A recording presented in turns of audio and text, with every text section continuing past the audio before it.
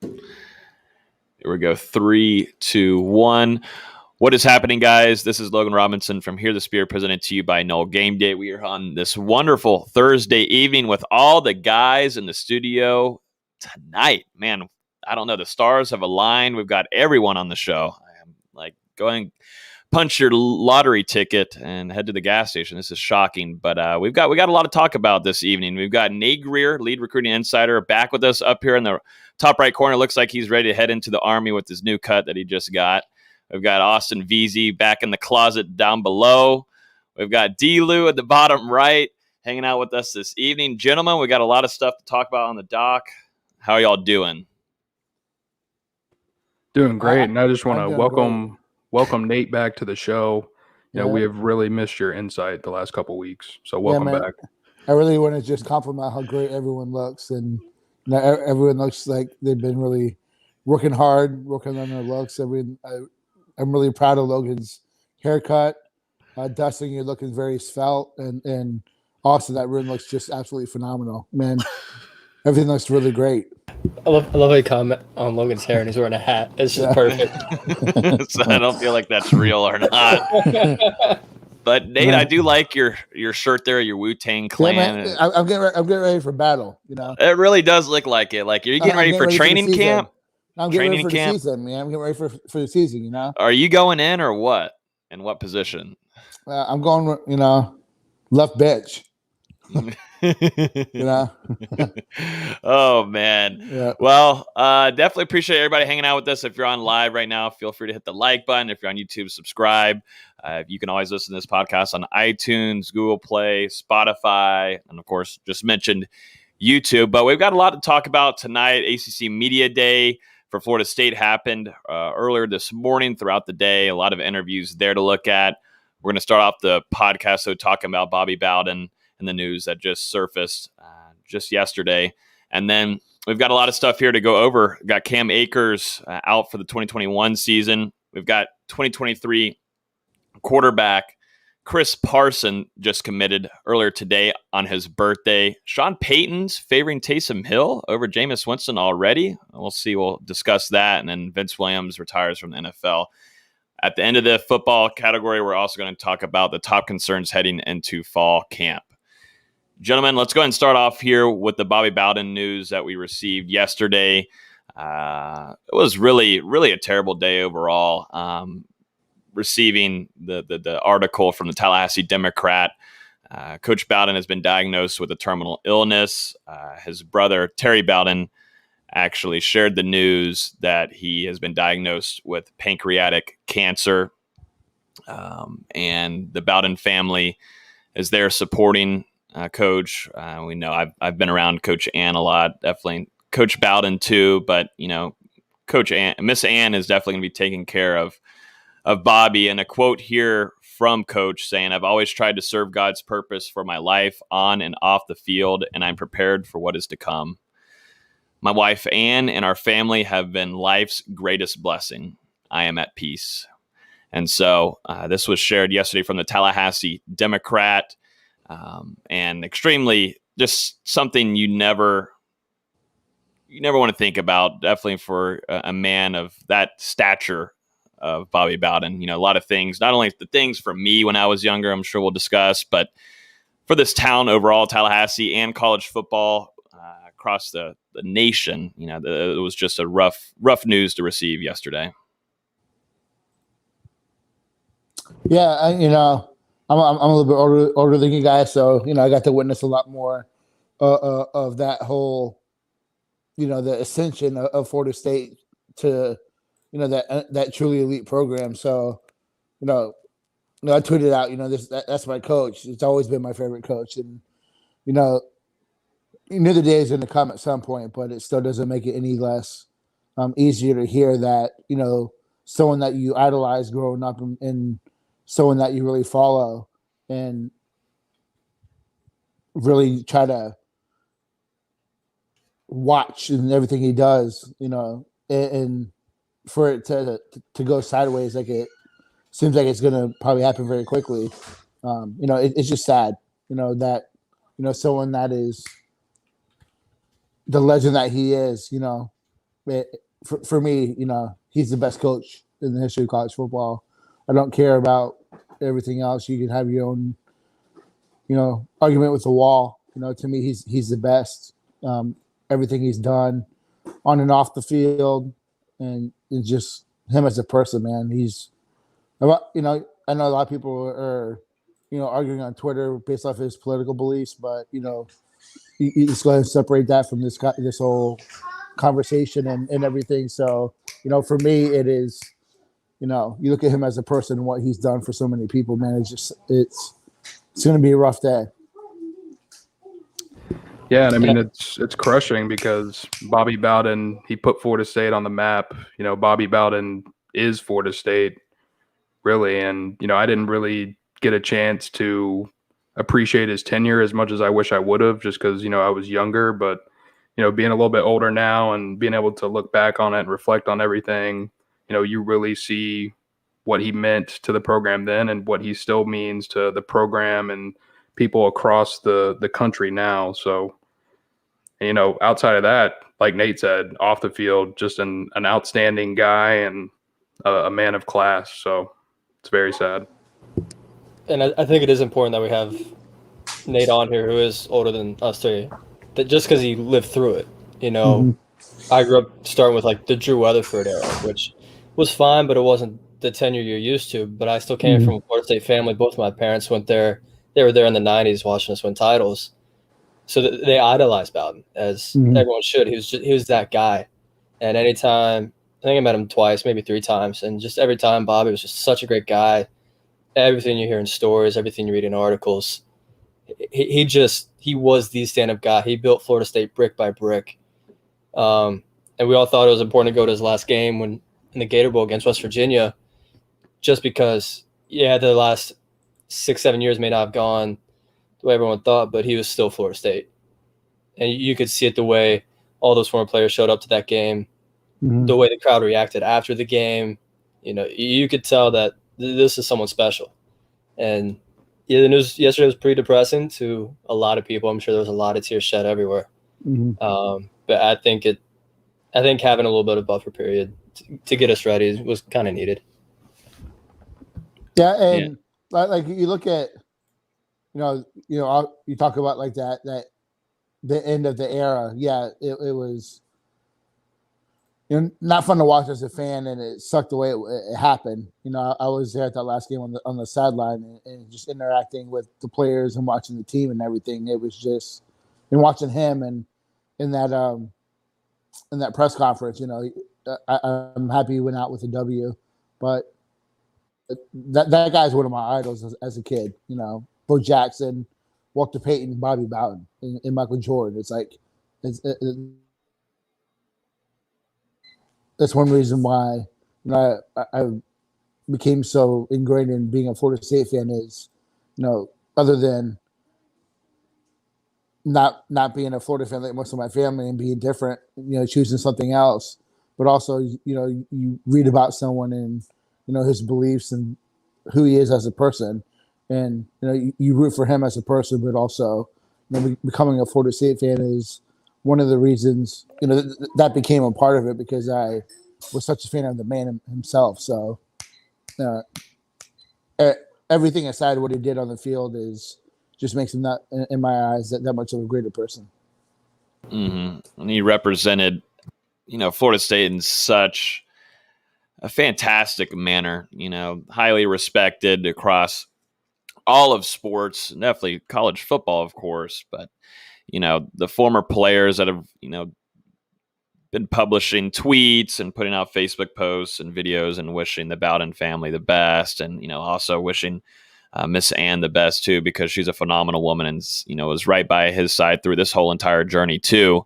And, I have so many fond memories of, Coach, and, a lot of people my age will probably, be remembered by a lot of the camps we were able to go to a lot of his football camps, and him coming, pulling you over to the golf cart and putting you on his lap and talking to you about football and just seeing how your day was going and certain things like that. And then just saying, "Dad gummit," he would never really cuss, but he'd say "Dad gummit" very consistently. And I probably wish he could say some words, but he was just a man of the Lord, and it's just, I don't know, it's terrible news, and for Tallahassee as a whole, and it just won't be.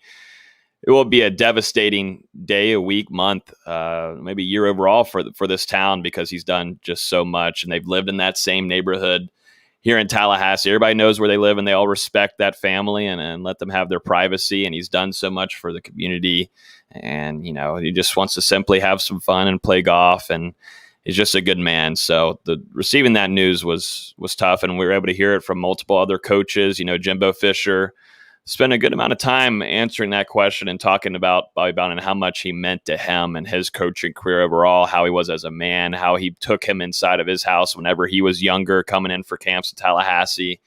It's, a lot of people have gigantic amount of respect for Coach Bowden. So it just like I said, devastating news to receive, and we wish the Bowden family all of the best. Yeah, it's not just coaches that, coach at Florida State. I saw Mike Leach say something about it during SEC Media Days yesterday, and I'm sure there's other coaches as well that said things that I'm sure I missed. And just college football in general, he innovated the game in such a way, especially offensively, bringing in Charlie Ward and that whole 93 team, really revolutionized offense for the next 20 years, and it's still growing now because of what he did in the 90s. And we'll never see a run like Florida State had in the 90s, 14 straight top fives. If the playoff system's integrated back then, Florida State's probably got 4 or 5 national championships instead of the 2 that they got. But man, listen, he just did so much. He was that first guy who was like, maybe a little bit before me, but that when the ability to manipulate the scholarships went away, and the field was even a little bit with scholarship limits and all that stuff, he was still the first one that wanted to go play whomever, whether it was, some powerhouse after a school like a Michigan or in Oklahoma or whoever. He was not afraid to play anyone because, he built his program on being the best and playing the best. So, play the best, you can be the best. And that's one thing that I don't think you don't really see anymore either. You mentioned if the playoffs were around then, I think Florida State has, there's that picture that was been going around Twitter the last couple of days of Bowden with all those rings on. I think he has a lot more national championships if a playoff was around. Yeah, it made a lot more interesting as a fan to watch college football back then. When one game meant so much, and that's just how it was. Florida State had a lot of heartbreak, but if that playoff system was around, I think Florida State has 5, 6, 7, 8 championships. So no, yeah, and no one going to talk anything to me about him not being the best coach. Mm-hmm. Looking at one insane stat here, from 1987 to 2000, Florida State won 10 games or more every single season and never finished a season ranked outside of the top 5. Not the top 10, not the top 50, not the top 25, the top 5. That is something that we will never see again in our lifetime. Ever. Really won't. There's too much parity now. The fact that Bama got it to 7, and that was broken last year, 7 or 8, and that is an all-time run that Alabama is on right now. And they got halfway there. So just think about that.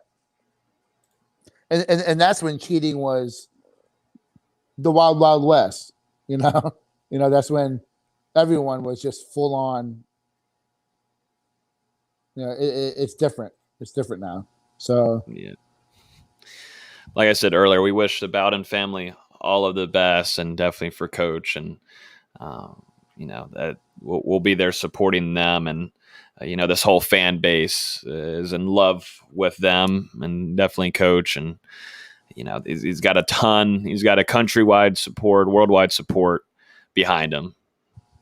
I gotta say this. not to, get off track, but I kind of said it earlier. I think you're an asshole if you bring up his political beliefs at this point in time. I just think you're an asshole and you should not say anything. Agreed. So I agree. There's some things that's internet though for you. That's internet. Yep. And no, I don't agree with his beliefs, but looking at him as still as that person. Yeah. Like building a Florida State, so y'all can relax with that. Mm-hmm. Move on to the next topic here. We'll head to some news here that Florida State is very happy about. The staff is extremely excited about. They send everybody, the whole staff, on him when he arrived on campus in June. 2023 quarterback Chris Parson has picked Florida State over Miami, Kentucky, Tennessee, and others. The 2023 kid. I don't think he's 6 foot 160 anymore. I know 247 Sports is listing him as that right now. Those are old rankings. COVID-19 hurt a lot of this, but this cat right here has a bright future. Looking at some of the film, we've done that multiple times so far. But gentlemen, what do y'all think about this pickup for Florida State? The staff was heavily after him, and what you said, Dustin, when you were interviewing him, he was telling that Norvell was telling him, you're my number one priority at quarterback. Yeah, I mean, that was the first thing, since he hit campus in June, Florida State has shown him that he was a priority. And like you said, the entire staff was out there to greet him and his family whenever they arrived for that visit last month. And he got a chance to sit down with Mike Norvell one-on-one. And during the meeting, Norvell told him that he was at the top of their board for quarterbacks in the 2023 class. And, ever since then, it's really kind of been feeling like Parson was going to commit to Florida State. I didn't know it was going to happen this soon, but it also makes sense with how much of a priority Florida State has made him. And we talked about it earlier, but he's got those Seminole bloodlines. A cousin of Terrell Buckley, a legendary player in Florida State history. Going to Parsons' skill set, he's a great pickup for FSU. Very, very good arm. He makes good decisions. We've watched a little bit of his film, but he can make decisions on the fly. Like you'll see him roll out of the pocket. He'll look a guy off and then make a play downfield that goes for a big gain. So I'm really excited to see how he can continue to progress over these last 2 years. Yeah, for me, a couple of names popped up early. Early, when the process started, looking at 2023 kids, but Parsons kind of shot out real quick as soon as they identified him. It's kind of all the other names kind of went away. So, like Dustin said, the staff has been very high on him for a long time. So to get your number one guy in 2 years early is another feather in the cap for what Norvell's done with the quarterback room since he's got at Florida State. Parsons isn't the biggest kid yet. He's still got 2 years to grow. But the thing that I really like about him is that I think he's got probably the best arm talent that Norvell has brought in or will bring in so far. Maybe other than, I think Duffy, is going to be the best quarterback that he's landed so far, but I think Parsons is right there, like Duffy, Parsons, Purdy. I think those three, if you look at what Florida State's done under Norvell, bringing those three guys in, you really elevate the room, and you have three guys who can legitimately make you highly competitive. So for FSU to land three classes, guys that can and not to step away from what Purdy has done. He hasn't had the best time so far, but in terms of talent, he's an extremely talented quarterback. So Florida State lands another guy that fits what the offense does, and I really love his athleticism. He is he's an athlete, but I really like his ability to effortlessly throw the ball. So, his arm talent's great. He's going to continue to grow. I don't think he's 6 foot either, Logan. I think he's probably a little bit bigger. You made a really good point there. So I think some of these measurements are a little bit outdated. But 2 years out, super talented kid. For Florida State, like I was saying earlier, to get your number one guy early, can focus on some other positions. So, Florida State's just been killing it this offseason, and it's another one that you got to be excited about. Yeah, and you mentioned his. Go ahead. No, I was going to say, you look at the quarterback room before him, and just the difference. That's one reason to be excited about the direction of this program, because we've talked about ad nauseum on this podcast the importance of that quarterback position. So to get him on the boat early, get a guy that you can continue to recruit around and build around, it is something that it allows us to focus on other things. So. Yeah, and you mentioned his athleticism, and he's definitely a dual threat quarterback. But the thing I really like when I watch him on film is normally he's using that speed to kind of maneuver around in the pocket while continuing to look downfield and make the play. You don't see him just kind of tucking and running immediately.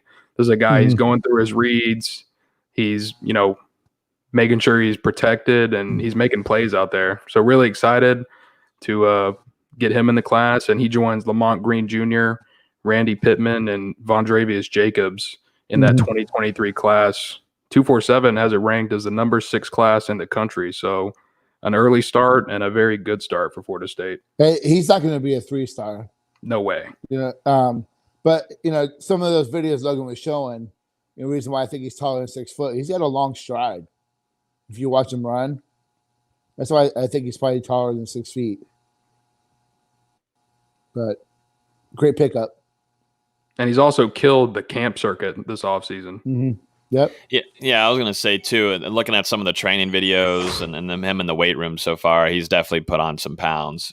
He's not a 160. I think he's probably 6'1", maybe 6'1.5 foot, but he's definitely still growing, definitely has a long stride, too. I was going to ask both of y'all, for the recruiting game here, where do you go back? You've got Duffy. It seems like maybe they're going to stick. We'll see. There's still a lot of time left. They stick with Duffy. Let's just say they have him only as a quarterback in that class. But you would think in this 2023 class, they're going to look at another quarterback. Is that what y'all are thinking the staff will do, is bring on another quarterback along with him? I think it's too early to tell. Got to figure out what happens with everything else. By that time, you're going to need to probably bring in 2, but it's a long way away to see who else develops and who else can kind of emerge as another guy. But I think I'm a huge Duffy fan. We've been saying on Conquer Talk how we think he's a surefire top 5 quarterback in the class. Long before Florida State was talking to him heavily, and before he committed, we were really high on him. And he's not going to wow you with a fastball, but he can make all the throws. His anticipation is what's going to really make him stand out in college, and that's one reason why I'm a big fan of him, is that he studies the game and he anticipates very well. And that's gonna help him early in college. And even if things unfold and you go from a Milton or to a Travis Purdy to a Duffy Parsons, I think that's a great lineage to continue to build the program on. I'm going to mention, I guess Dustin, I think they kind of went through most of that right there and covered it pretty well. Yeah, basically. I was just going to say, I do think Florida State is likely going to do their homework on landing a second quarterback in that 2023 class. We'll see if it comes to fruition. Going on to some ACC Media Day, gentlemen. We're getting close. We're at the ACC kickoff this week. We've got a lot of stuff, a little bit here to talk about. You've got Jermaine Johnson, McKenzie Milton, and Jordan Travis both attending. Nate, I was going to ask you because we really didn't get the time to comment on it. You know, you got two quarterbacks coming.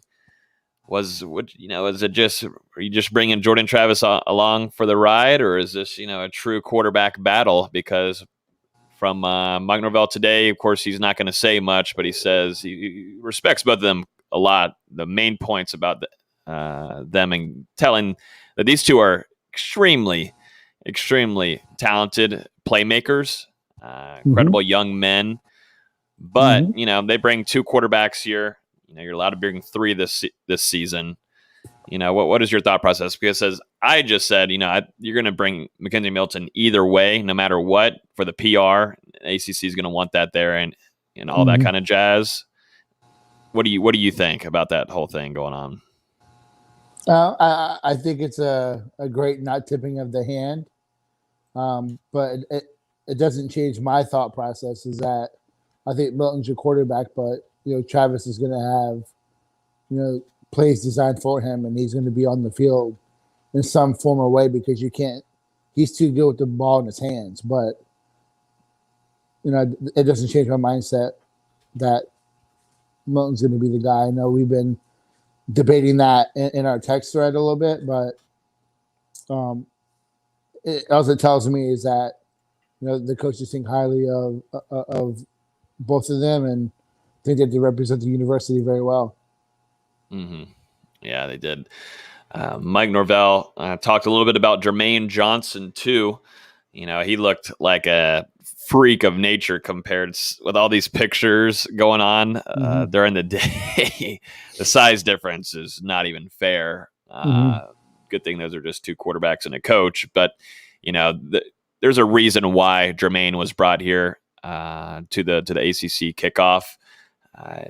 He really talked about coming to Florida State and this being a refresh to him. That was something that he talked about with a lot of the interviews that he was in. So this is kind of a refresh on his college career. He's looking to get to the quarterback quickly, and also Norvell commented on him and getting into that run game defense too and making plays there.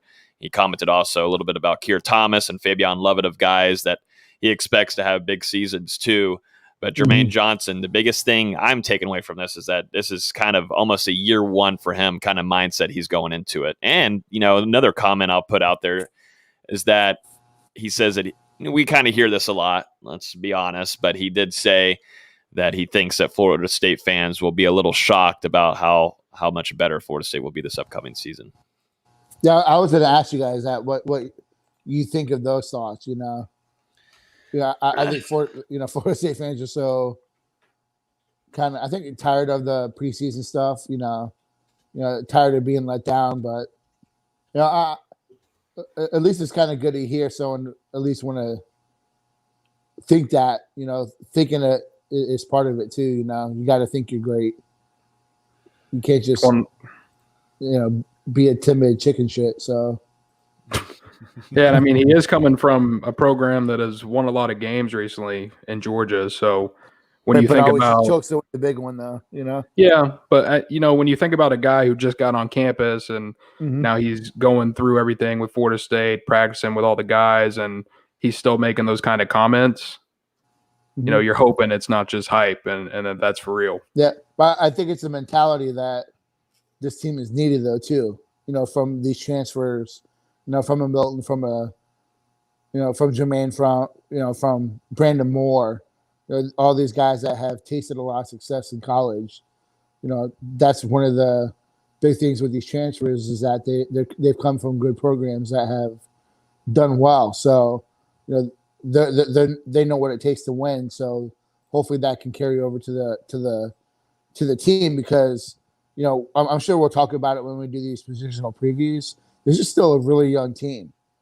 If I'm not mistaken, it's one of the youngest teams in college football still. So, you need those upperclassmen to kind of take that leadership and that ownership of pushing these guys and having that positive mindset. I think is something that, this staff is really pushed, and it's good to kind of hear the players buy into that. So. Yeah, McKenzie Milton. He says that he feels 100%. Obviously, you want to be playing in that spring game if he wasn't, but he says that he feels 100%, and he's good to go, and that's a good sign for FSU. Mm-hmm.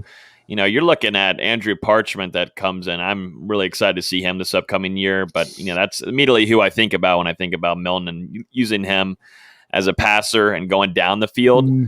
We saw a little bit of it during the spring game. You know, it kind of, I guess, shocked us, but it was just a whole 180 from what me and D-Lou saw in the stands. And then we see what happens in the spring game. We're like, oh, okay. You know, that's McKenzie Milton. That's the McKenzie Milton we're used to seeing. That's what we saw at UCF, making those throws down the field, being able to move out of the pocket and get that ball right over the shoulder in a perfect spot where only the wide receiver can get in. That immediately think about Andrew Parchment. But, you know, I think that quarterback room is going to be a whole lot better. You've got Chubba Purdy back. Seems like he's going to be a full go. You've also got Tate Rodemaker that's going to sit there and learn. But, you know, at your top two guys with Jordan Travis and McKenzie Milton, there's so much that these two can just keep finding or tuning each other. And whenever you definitely set up a game plan too, it's not really fair in a little bit. You know, you could run a game plan behind Jordan Travis. You could run it ahead of McKenzie Milton, depending on the benefits of what you can have against your team and the defense that you're facing. So it could be scary in how the game plan can go for Coach Dillingham along with Mike Norvell. Yeah, and I don't know how good your bold prediction from last week is looking at this point, Logan, of Jordan Travis having a better fall camp than McKenzie Milton. Because like you just said, you know, he progressively seemed to get more comfortable than Florida. No, you weren't here. We commented on it. We said, Nate, you should have been here. I don't think it's crazy, though. Y'all didn't say it was crazy. Dustin, don't act like you didn't say it. Then it's not really a bold prediction. I wasn't paying attention. But, you know, just Milton just progressively got more comfortable over the spring. We saw that come to fruition in the spring game. And to hear him say that he's 100% healthy now, and, you know, you've got to think they've been going through player-led workouts for the last couple of weeks here as leading up to fall camp. I think his chemistry with the playmakers should be as good as it's been so far. And, you know, I think he's going to have an outstanding fall camp. I'm just going to go based off what I've heard from multiple players who the person is, and that's McKenzie. So Kenyatta says that Nate is just giving up hope. That's all you have to keep you alive. Giving up hope for what? I guess the season ahead. Maybe after Jermaine's comments about shocking the fans about how good Florida State's going to be. I don't think it's going to be of the nature of Steven here. Steven, we're going to get you checked out immediately as soon as we can. Steven, though, I like the optimism. Steven, that's going to be one of my concerns that we're talking about here in a little bit is how Florida State's going to extend the Moore Center for all the trophies they get this year. Does anybody want to comment on the Miami's top safety who got suspended by Alabama? He got kicked off the team, actually. Yeah, kicked off the team. I just saw that too. Yeah, so he was kicked off the team. The number one safety in the country that they beat their chests about. You know, the U is back. That sure is. That's what we're used to seeing down there in the 305. Goes and beats up a pregnant woman. You know, represent the U. Yeah. Doing a good job down there, Manny. Doing a fantastic job down there. Any other comments, gentlemen, on the ACC Media Day? Anything strike you out from other teams? Maybe. Well, they don't really hear much on Dabo. I didn't see anything on Dabo. I really hate Dabo. I think he's just he's on my short list of coaches who I can't stand and I wish ill will on. But I do agree with him that there's not 12 teams good enough for the college football playoffs. But, you know, if he's a man of his word, he should go ahead and quit because once players get paid, he's going to quit coaching football because that's not what it's about. Yeah, I thought he was supposed to announce his retirement. Yeah, the guy's just a scumbag, slime ball. I don't know of a coach who is as dirty as Dabo. So, this dirty Dabo. this church going, God fearing, country, good old boy is just a cheating scumbag. That's my thought on Dabo. Nate Christopher says, "Give me some Dabo shade, please." And I think you did. And do you have any more saved in there? What is one of the reasons you hate the most about him? Because he's fake. He this public persona of God and Jesus Christ and blah blah blah, and off the field he's just a cheating scumbag racist.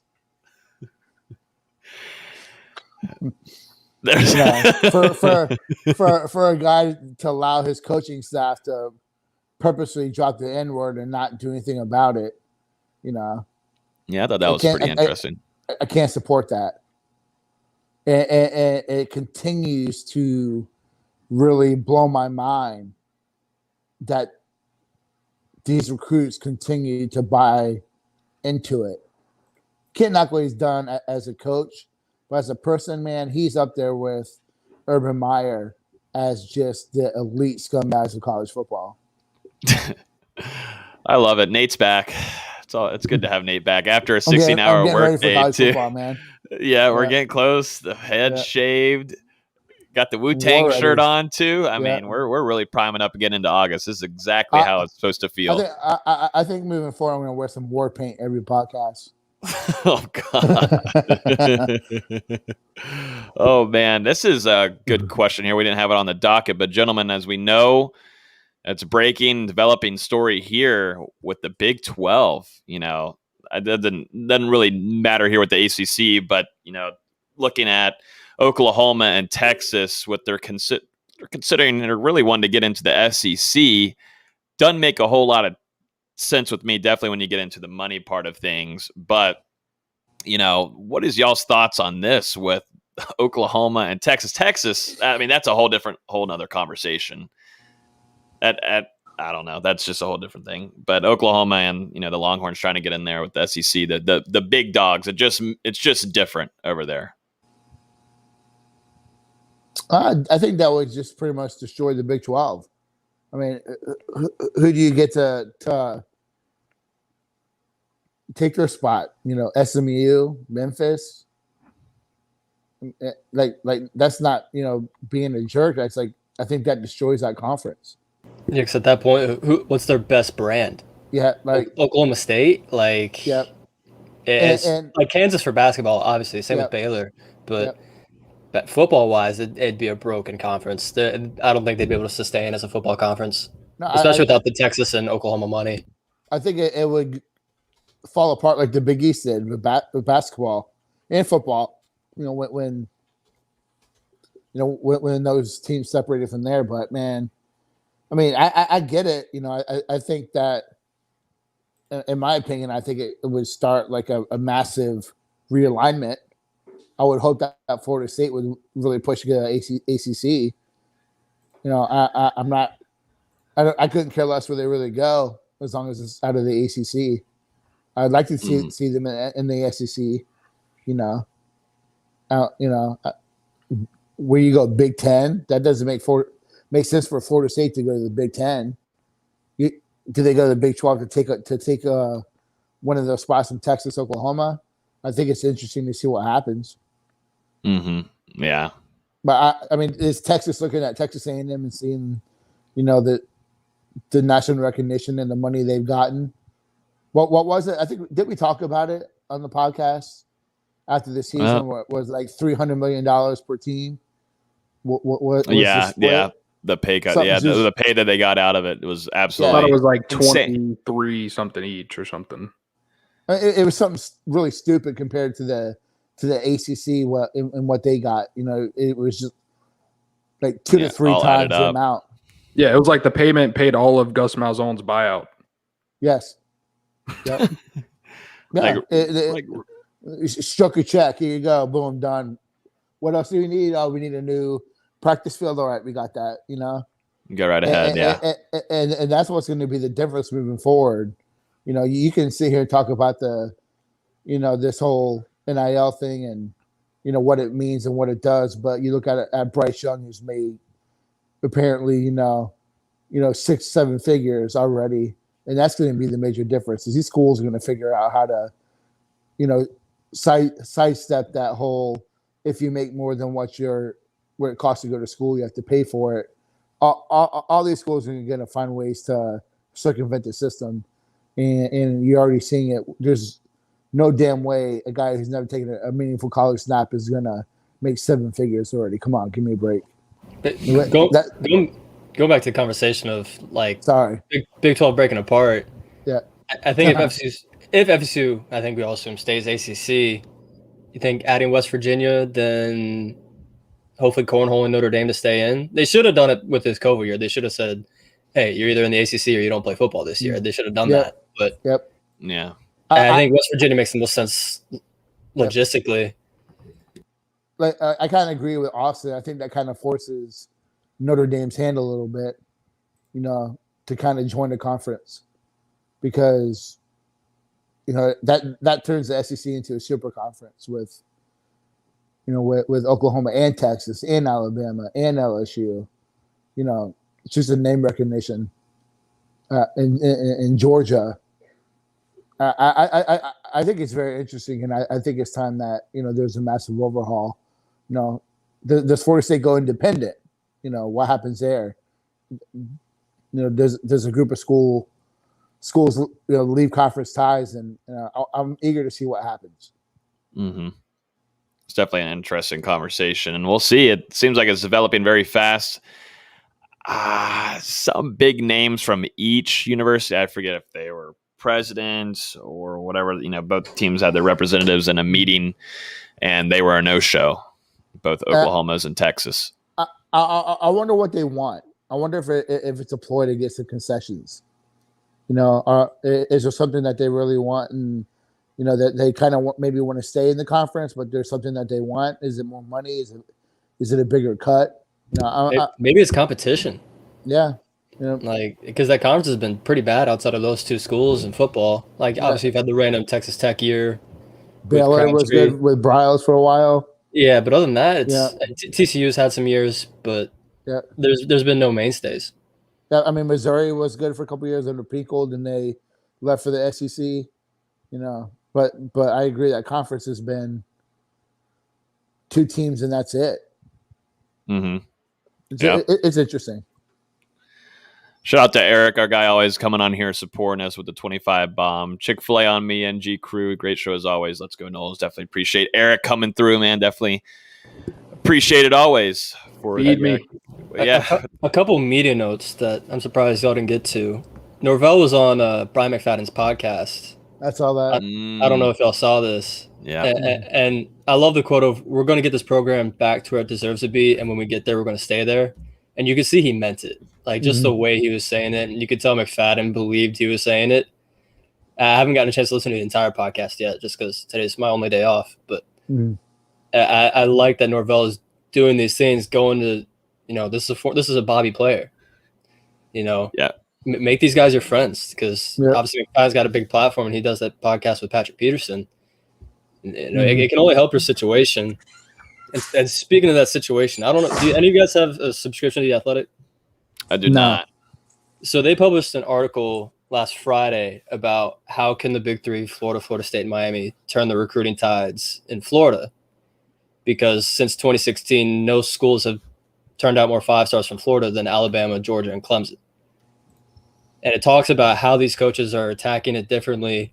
And they're talking to high school coaches from Tampa, Fort Lauderdale, Naples, Gainesville, Jacksonville, Tallahassee, pretty much all over Florida. And the thing that stuck out most was a lot of these guys are saying this is the most organized staff that I've ever been around, I've ever communicated with.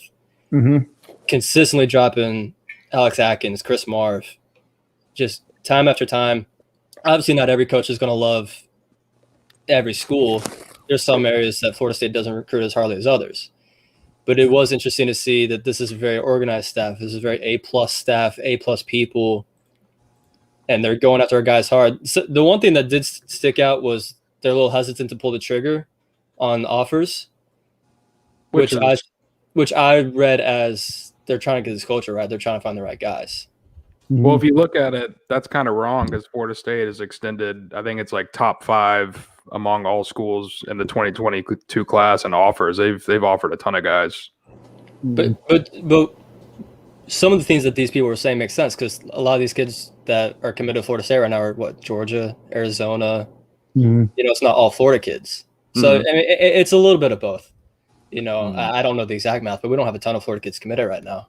So I talked to a coach in Southwest Florida who is been around for a long time, and by that I mean 20 years, which is a long time. In every level of the high school coaching ranks, from the assistant to being the head coach, and kind of what to follow up on what Austin was saying, that he made a comment that if Florida State starts to win, college football needs to watch out because they're going to get it very quickly, and these coaches see just the detail and the desire to get it back. So there's even these coaches are seeing that Florida State can show it on the field. They're getting the buy-in from these recruits. So if they get the results, it's going to turn very quickly, and you're going to start seeing those kids that are going to Bama, Clemson, Georgia. They're going to start staying home, and really, honestly, as much as I hate to say it, that's for any of the big three in Florida. If they get back to that truly elite status, it's going to be hard for schools to get them out of Florida. Yeah, and I mean, if you look at it, everyone in the building is doing their job, from the position coaches, and Austin, you mentioned Alex Atkins and Chris Marv, but Marcus Woodson as well has done an outstanding job on the recruiting trail. And even the guys off field, I mean, you've got Randy Shannon, Ryan Bartow, Kenyatta Watson, a ton of different guys on this staff that can recruit in a ton of different areas. And, these connections, they're really starting to pay off for Florida State at the right time. And as long as they carry that momentum onto the football field, I truly believe on the recruiting front, the sky is the limit right now for Florida State.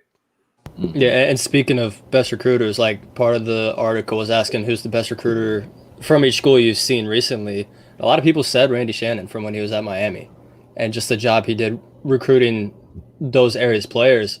And they were so struck by just how great of a job he did recruiting. Obviously, Alex Atkins was mentioned a lot for Florida State. Woodson got a couple mentions. T-Rob got a lot of love from Miami, and I mean a lot of love from Miami. Someone even said McElwain over Mullen, which was pretty funny. But I mean, it was a really interesting article. McElwain was a better recruiter, but Mullen, I would agree that McElwain's a better recruiter than Mullen, but Mullen's an elite X&O's coach. As much as you can bash it because it's Florida, but Mullen is a really damn good coach. But he's just it was a really interesting article. It was a really interesting article. For anyone that has the Athletic, I really recommend it. It took 10-15 minutes to go through it all, but it was really interesting. Absolutely. Good. Glad you brought it up, Austin. I was going to mention real quick, Nate, you really get to have the chance to comment on Kenyatta Watson, but this goes back into recruiting too. But what is your thought on that with, bringing him in and helping out that Georgia region too? But, he's kind of everywhere, but primarily that Georgia region, Atlanta too, big time. There's a lot of talent up there, and Florida State's heavily trying to get those guys down into Tallahassee.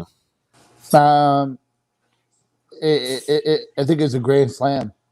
I know there are some people that were upset about, Bartow being hired over him, but now you got them both. You have a guy that's tied to that Atlanta area, which is just, like you said, Logan, is just growing massively in terms of skilled and talented football players. You have Bartow, who just can dominate Florida in South Georgia. So, you have what should be the main targets of Florida State in that Georgia, Florida area. That should be their main recruiting grounds. And now you have two guys who know everyone. They have great relationships with a lot of people. They're respected in those areas. And by them being at Florida State, there's a trust that, recruits can trust, that, hey, this guy can get my back. So I feel comfortable considering Florida State and probably going there. So great damn hire. You know, everything off the field is been really good for Norvell, and I agree with you. Sorry, whether you agree with that or not, I think since he's got at Florida State, I think his coaching hires have been good. You know, you can debate, Coach Fuller, and I agree that the tenure is, it's still debatable on if he's the answer at defensive coordinator, but everything else, he's done right. Mm-hmm. And now we're seeing it on the recruiting front. And just got to do it on the field. That's the last check. That's the last box to check. And if that happens, man, you got the recruiters on staff. You got guys who can evaluate really well. So I'm excited about the future, man. I really am. Some tough news to go into here. Really, really, really disappointing news. Earlier this week on Tuesday, we received news that former Nole running back Cam Akers suffered a torn Achilles injury. He will be missing the 2021 season for the LA Rams. Absolutely devastating. I mean, the Rams were highlighting him on about every other day on social media. A lot of PR with him. He was going to be one of the highlighted guys of this team. Played very well as a true rookie last season.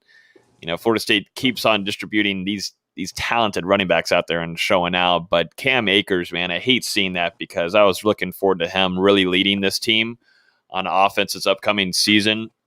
And, you can say what you want about Stafford and whatnot, but I still think Stafford's got some gas in him at least for another couple seasons. And I thought it was going to be a perfect fit for Akers too, being able to be under a veteran like that, talented quarterback. We hate hearing that news. And, he's going to come back stronger than ever. He takes good care of his body, but just terrible, terrible news. And the Rams are in trouble now. They got to find a couple answers there, a running back at least to build some depth too. Yeah. I don't know if you guys remember this, but did Dalvin tear his ACL his second year too? No, his ACL was his third game. Yeah, of his rookie year. I think it was his fourth. Yeah, it was his fourth game of his rookie year. Because I was here. I'm a Vikings fan. If you don't know, we went to the NFC title game because of the Minneapolis Miracle was that year. Which, if you imagine that team with Dalvin, had he been healthy, it's insane. Yeah. Yeah, I was just kind of thinking they might kind of be along the same path. I was kind of making a comparison, but it really sucks for Cam because as you saw during his rookie season, he really started to come along late.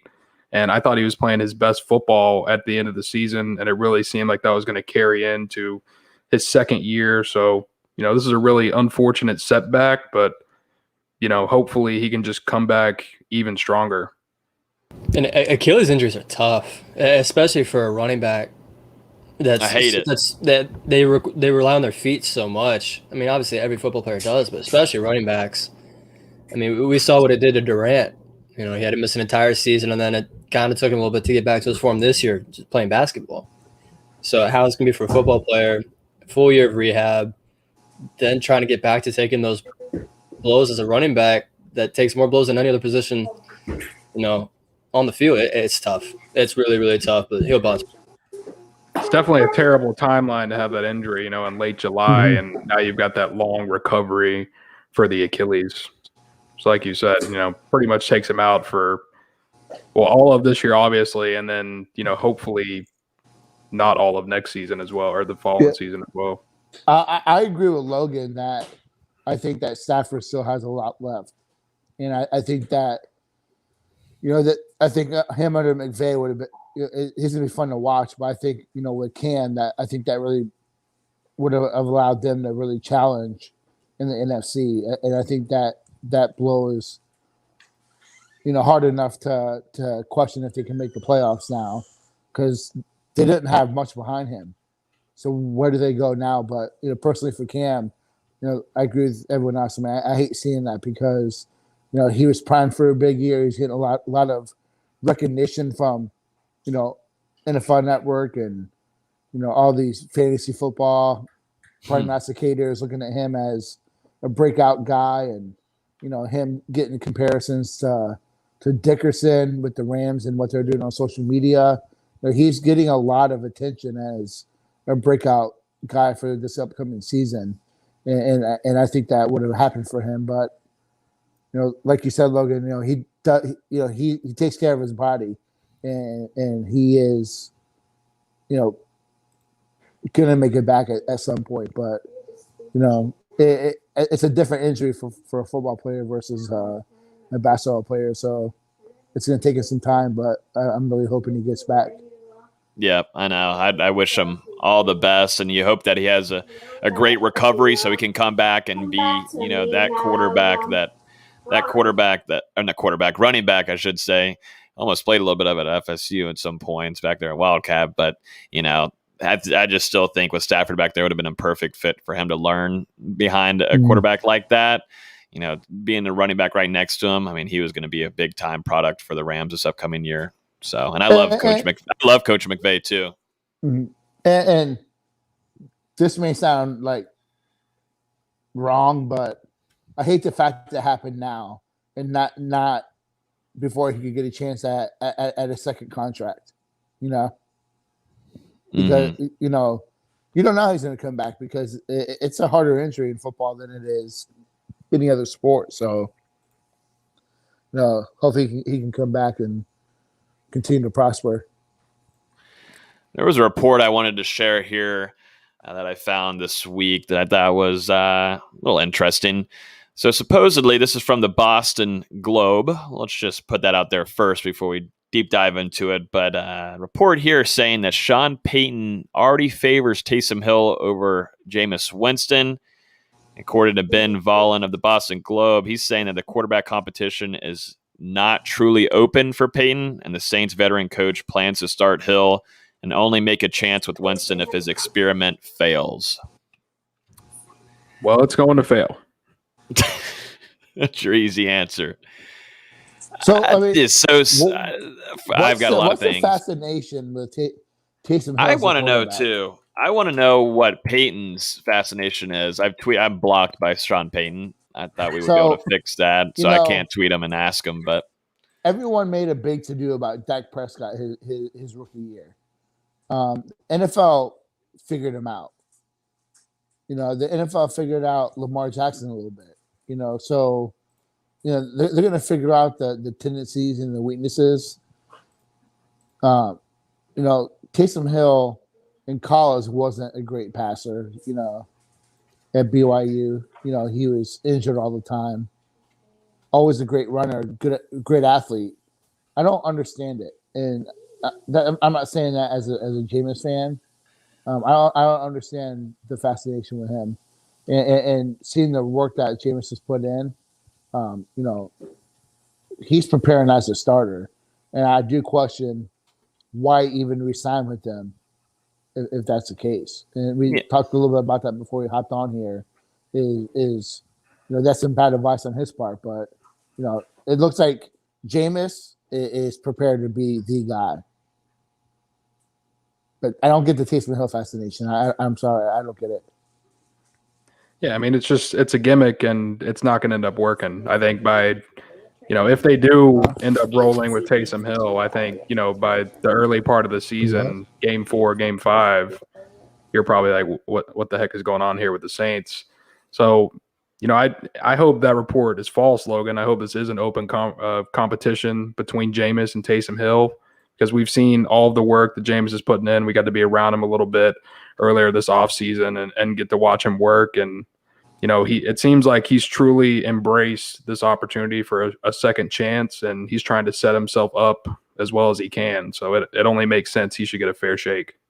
Well, I hope that if he goes Taysom Hill, they go 0-17 and he gets fired. Absolutely. What an idiot. Let's just be honest. That would be an idiotic move to do that. Jameis Winston definitely deserves. I thought, he didn't to play much last year, but, he got to learn behind Drew Brees, one of the best to do it at that position that we've seen in our generation. And it would be absolutely idiotic to see Taysom Hill trot out there. I forget what I'm going to start going through their they have a big game to start off the season, but it'd be absolutely idiotic to have Taysom Hill be out there and be your starter. I don't understand what the fascination is. I mean, Peyton, it's the Drew Packers. Brees, Yeah. Didn't Drew Brees mouth to Jameis, this is your team now, or something? I think that's the rumor, camera? At least. Yeah. That's what they think he said, but who knows, really? Man, this is Taysom Hill's team. That's what he was saying. don't resign. This ain't your team now. Yeah. Run while you can. Get out of there. Nick's saying here on Facebook, saying Hill can't close games. Jameis Winston has the experience and finally a team to grow and improve with. Jameis will get the start before season's end. Well, I think he should get the start right off the bat. That's just me. I mean, it might take a couple of games, but I think Jameis Winston's, if it's not truly a competition, Jameis Winston will probably light it up in the training camp, and still Taysom Hill will be trotted out there. And I hope they get absolutely demolished by, hopefully, I'm fingers crossed, Aaron Rodgers will be at that game, and I hope he just absolutely destroys them. Will Aaron Rodgers be there? We'll see. Nope. Hey, so let me ask you this, Logan. You mentioned a lot about the work that Jameis Winston has put in the offseason. How do you feel about being a Pittsburgh fan, seeing the shape that Big Ben is in, looking like he just got off a 2 month? Be smart. Be smart about this. Remember, you're going to be nice all night long.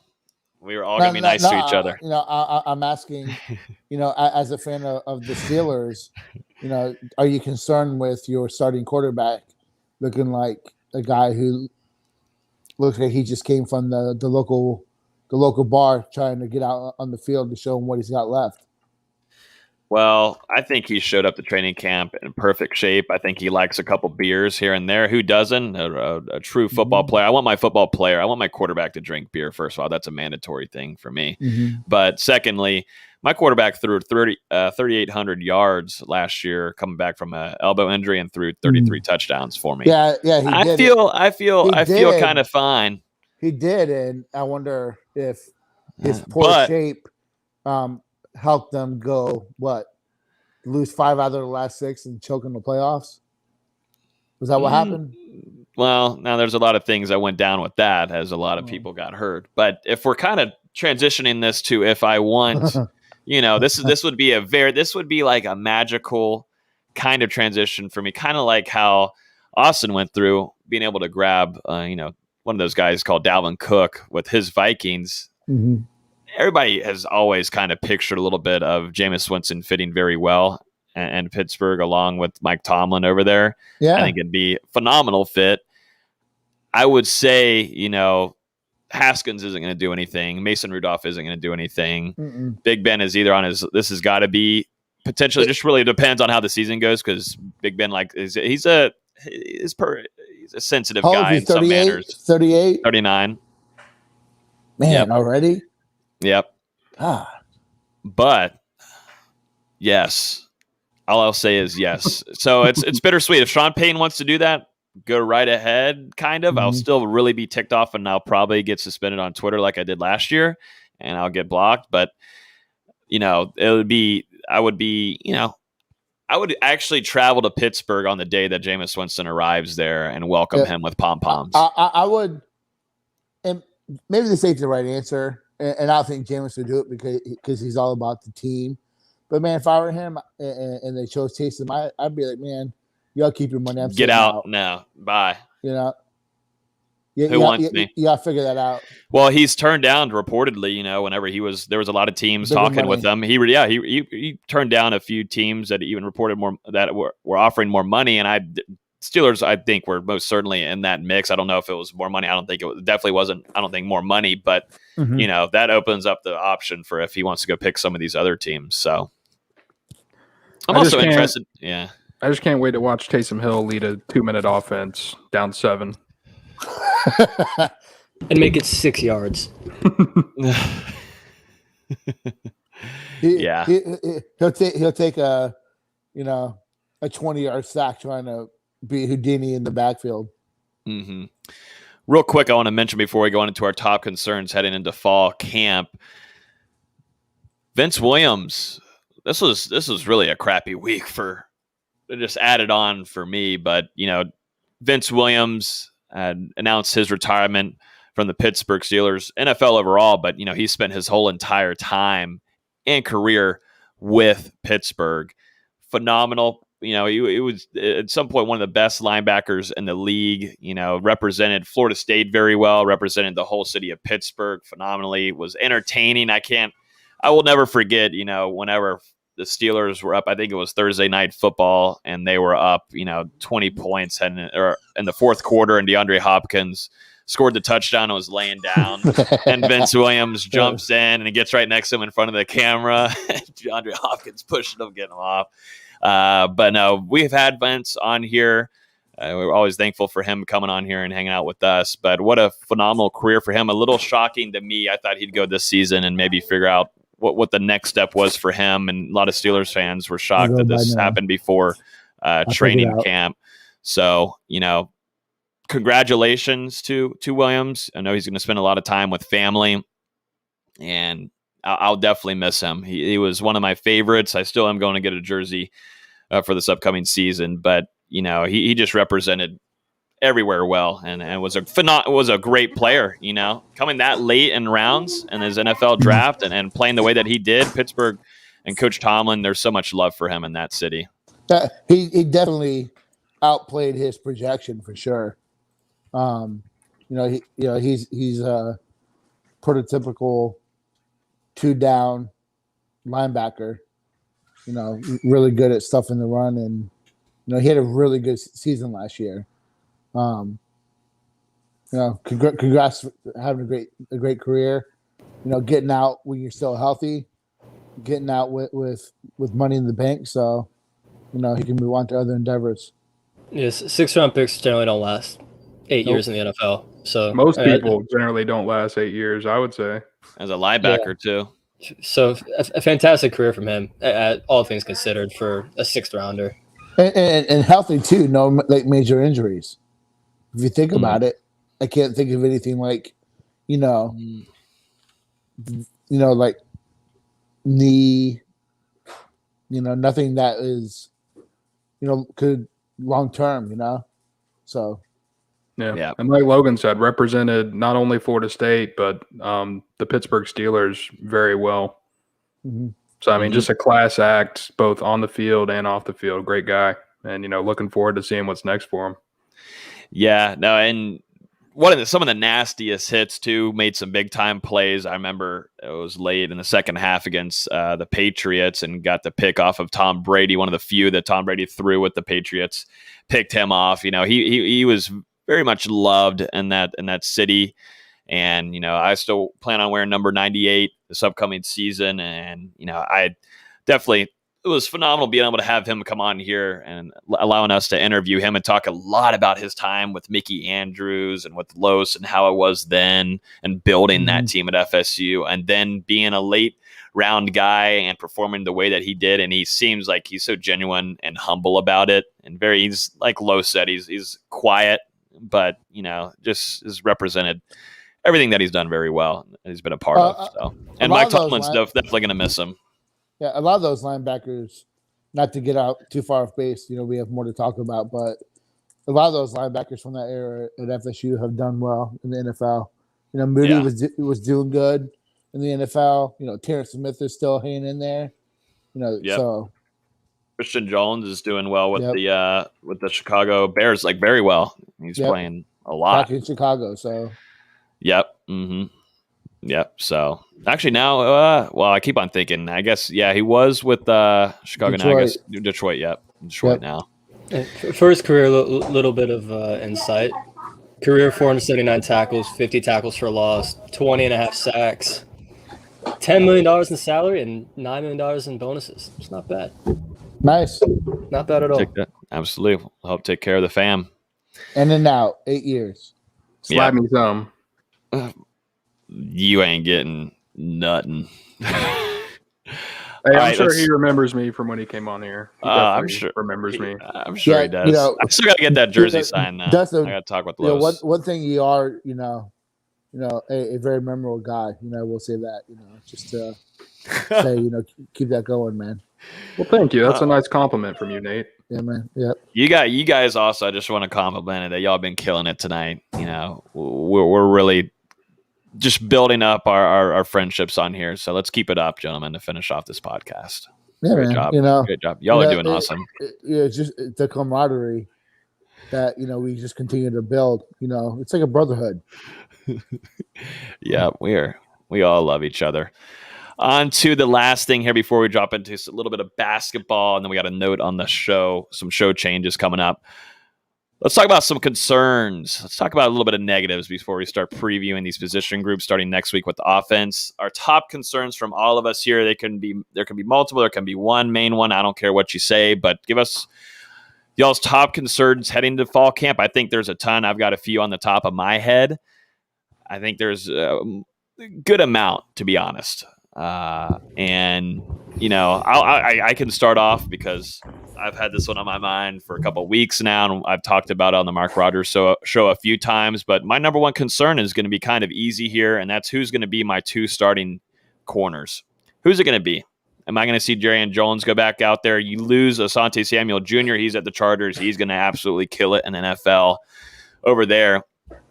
But going back here with the talent that you have, who are going to be your two starting corners? I think Jarian Jones was dealing with injuries throughout the whole season, mainly a hand one, gave him some problems.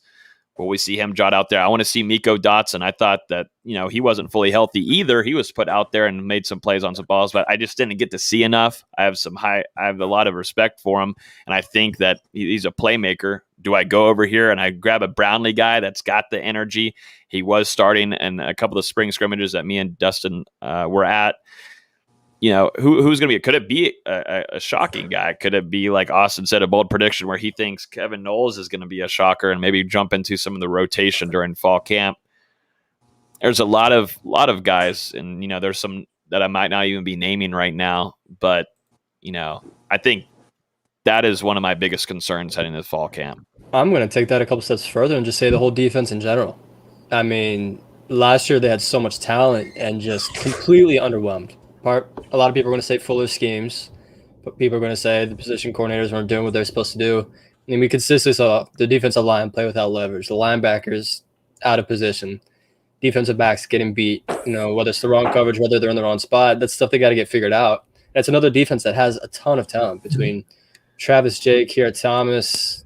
We already talked about Jermaine Johnson. I think the linebackers are going to take a step forward. But just the defense in general last year was so underwhelming.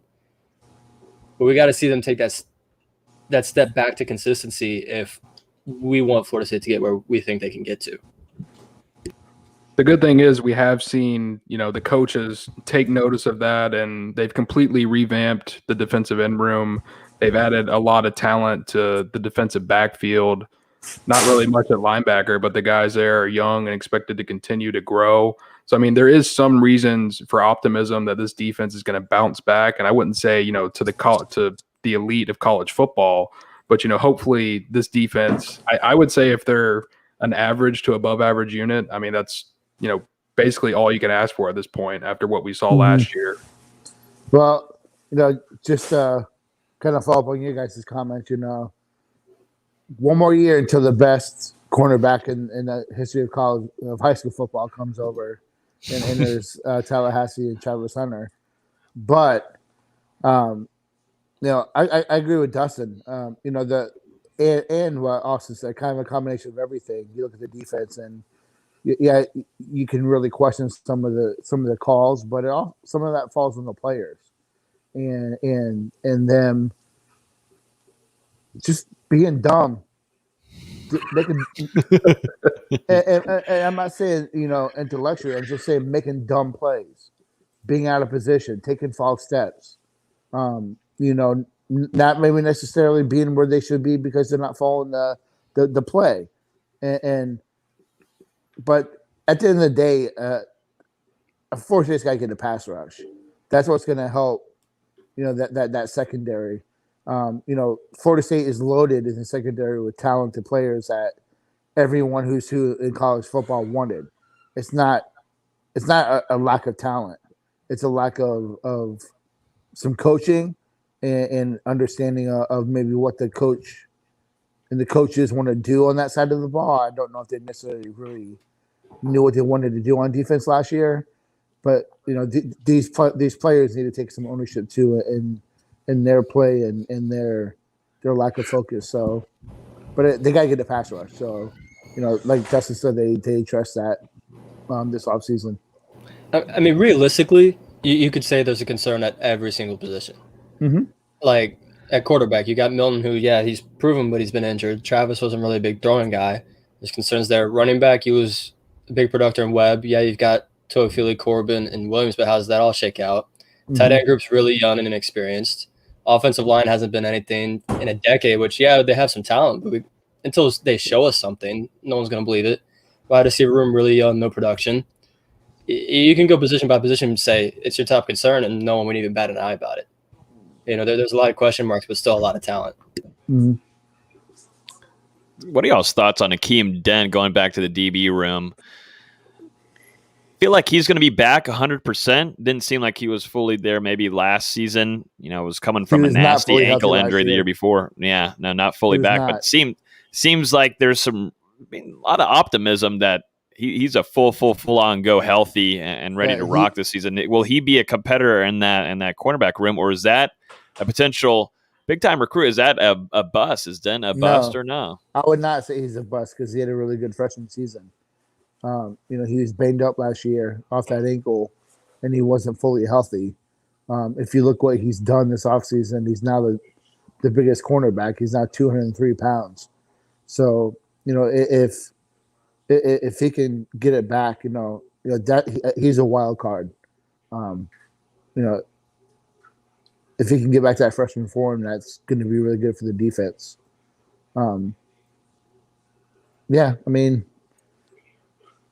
There's a lot of options back there, and there's a lot of versatility back there. So that's good for the defense, and they can put a lot of guys in different positions. So I'm eager to see how it all unfolds. But so DB's your main question. I would say for me, I'm looking at the DB room and where those guys are going to be put in there, because that was little. Didn't seem like, I don't think the spring helped at all, but it just seemed all over the place for Coach Woodson. And I understand that there was injuries, and that of course did not help one bit. But you've got all that talent back there, and you got it. It's not going to be the easy job. I think it's the same way, kind of a little bit for Coach Atkins on figuring out who fits where the best and where they can stay there the best for throughout the season. You can put someone in there for a little bit and they play well a few games, but man, can there be some consistency there? And that's something on the opposite side of Asante Samuel Jr. Florida State was not able to find. But that I would say mine is that definitely who you're two starting cornerbacks at least. If anybody else wants to give their main top concern.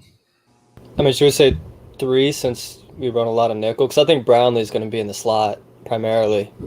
I just think he's a perfect slot guy. Then who the 2 boundary corners are, that's a bigger discussion. Yeah, who do you have? Who are you setting as that third guy? You got youngins too that are in also. Like who are you going to keep there? And that's a big time position nowadays. Like who do I want it to be, or who do I think it's going to be? How about both? I would like to see. I think Brownlee is that sub package guy, who can also be like the primary, backup at one of the corner spots. I just like him in the way he can, he blitzes really well. I like him in smaller spaces. He was a freshman last year and he got beat on a lot of the intermediate deep stuff, but if you keep him in, that 10 to 15, let him blitz, I think that utilizes his strength a little bit more. I would like to see Dent bounce back. I think that would be really good for this defense. I think Brandon Moore is going to have something to say. He was playing at a really high level before he got hurt. Eager to see how he comes back, but I think you're going to see a lot of rotation. Is that a good thing or bad thing? It depends. I feel like there was a good amount of that last year. I know the health wasn't. We already mentioned that, but yeah. Like I think you gotta let you guys get a rhythm, but also, I don't think they did hit a lot in the spring and how they were going to use everyone. Also, I think they were very vanilla during the spring. So, I mean, now I want to see Travis Jay take the next step. I think that him and I would like to see Ronaldo Green back at corner. I really liked him at corner as a freshman. I would like you got to get your best 5 on the field.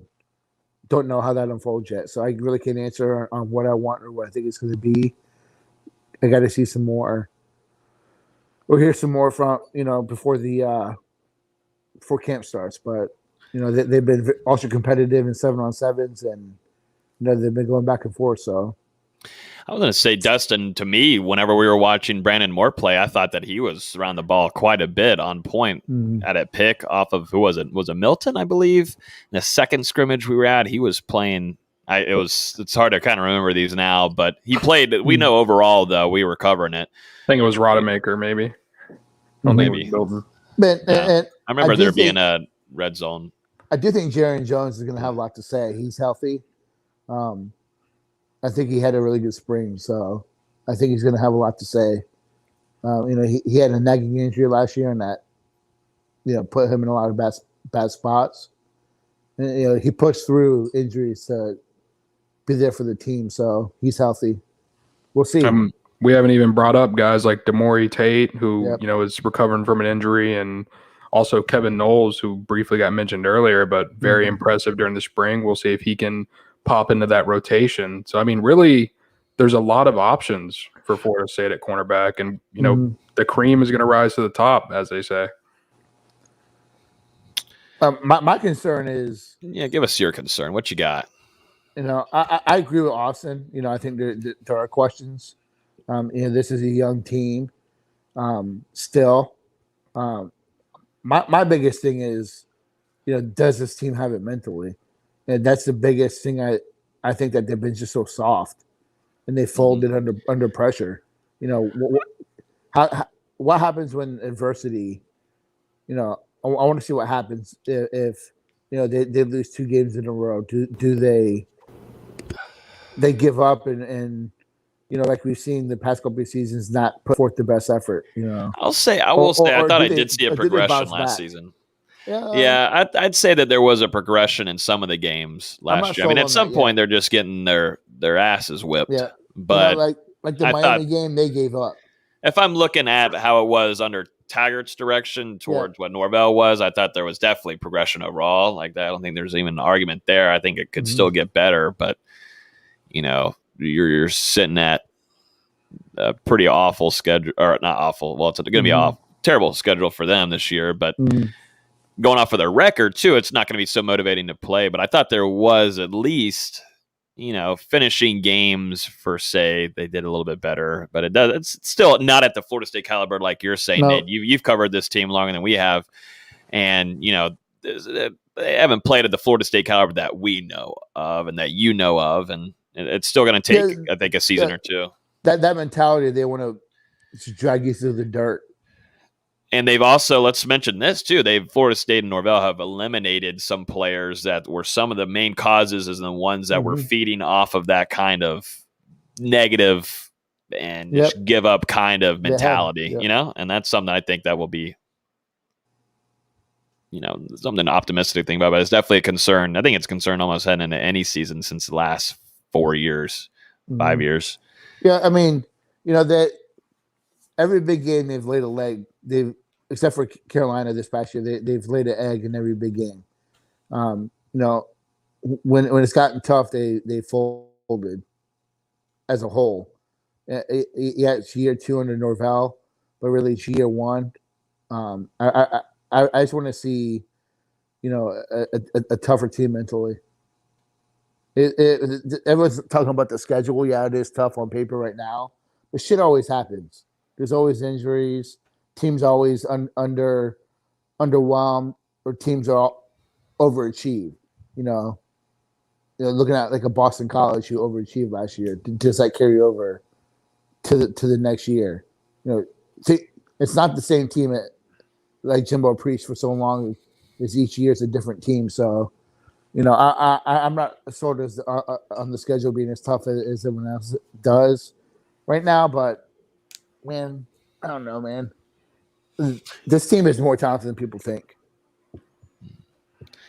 D'Lo, what would be your top concern heading into this season for this FSU? So you guys have kind of talked about the defense a little bit, so I'll shift to offense. But I would just say, the lack of proven playmakers at wide receiver and tight end, because obviously you've got Parchment coming in, you got high hopes for him, but he hasn't been in this system. So he's coming in from a new system, and you're going to need him to be productive instantly. And then you look at what Florida State, already has, and guys like Ontario Wilson, Keyshawn Hilton, they've been decent during their careers, but they haven't really gotten to that level where they've put it all together and, they're consistently putting in performances week in and week out. Same thing with some of that younger talent, Brian Robinson, some guys like that. And then you've got the freshmen coming in, Malik McLean, Joshua Burrell. So there's potential in that room. And, we talked a little bit about it last week, but there's not a ton of proven talent. And you're really wanting to see those younger guys start to take steps week by week during fall camp leading up to kickoff, because, they're going to be asked to – a lot of guys who haven't gotten a lot of playing time are going to be asked to do a lot this upcoming season. Mm-hmm. I mean, my whole thing is that's number 3 on my list is playmaking. This team has a lot of Burt Reeds, but they don't have a Rashad Green. And if Parchment can be even close to him in terms of production, I think that changes that offense takes another step. But there isn't a guy that is that home run hitting. You can go to him, consistent playmaker yet. So I would say that I'm a little bit higher on the tight end maybe than most, just because I think Cam McDonald, he's a solid player, and Jordan Wilson, I think he's going to come back from his injury and be productive for Florida State. Jackson West, I mean, there's some talent there in that tight end room, and that's a unit that Mike Norvell really likes to utilize in his offense. So I think they're going to have some interesting wrinkles up their sleeve, because there's a bunch of different guys in that room. They've all got different skill sets and ways they can contribute. You think about Rector. I'm trying to forget the walk-on's name, Preston Daniel. Before that escapes me. So, I mean, there's a bunch of different skill sets, and, I'm really interested to see how they'll all be used. I think there's going to be a lot of shocks. I think there's going to be a lot of shocks and a lot of shock that young incoming guys that are going to be on that field, like Malik McLean, that is going to shock a lot of people, maybe even Burrell if he gets in there. But Malik McLean is going to be kind of a surprise there, and we haven't been able to see Jordan Wilson yet. But, that let's just say that dude looks like a just freakish athlete. Like that size is not even funny. That both him and Jermaine Johnson look like those are the next Twin Towers. But you look at a guy like Jackson West, Dustin, and Kobe Gross, guys who forgot about Kobe. Like there's a bunch of guys there, or big guys that are running with the receivers. So they're athletes and they're faster than a lot of the receivers. So, they're big-bodied athletes that, Coach Norvell has always done really well with tight end. So, let's give it some time. Let's see. Let's see what happens. That's what when you think about the issues with the tight end room and the running backs, like I'm just like, all right, I'll let Mike Norvell shake that out, because he's done it plenty of times before with less talent. Yep. Mm-hmm. Nate, you said you had some concerns about the Moore that you wanted to express. Like one of the guys that commented earlier, I'm really concerned about, where Florida State's going to fit all these trophies they're going to collect at the end of the season. You got the college football playoff championship, you got the ACC, probably throwing a Heisman, a Thorpe, maybe a Doak Walker in there, maybe a Benerick. Where are they going to put all this for one season? Mm-hmm. You know, you got Coach of the Year for Norvell. It's just going to be it's going to be like a 2022 wing. Yeah, they're gonna have to make the whole wing for it. Yeah. So I mean, that's one of my concerns too. And that can be the game plan, and go ahead and start blowing out a lot of that. Get ready for the new facility too. You'll have the money for it then. I mean, you got Baby and Johnson in the Outland. And the statues that would be built too, right? For sure. McKenzie Milton statue. Oh man, it's gonna be phenomenal to see. Bouncing back and DeAndre Francois statue. Yeah, Francois getting his, Nate. Man. No, stop, Dustin. Look what you done. Anyways, we were doing so good. My cell phone battery's running low, which means that my you can't.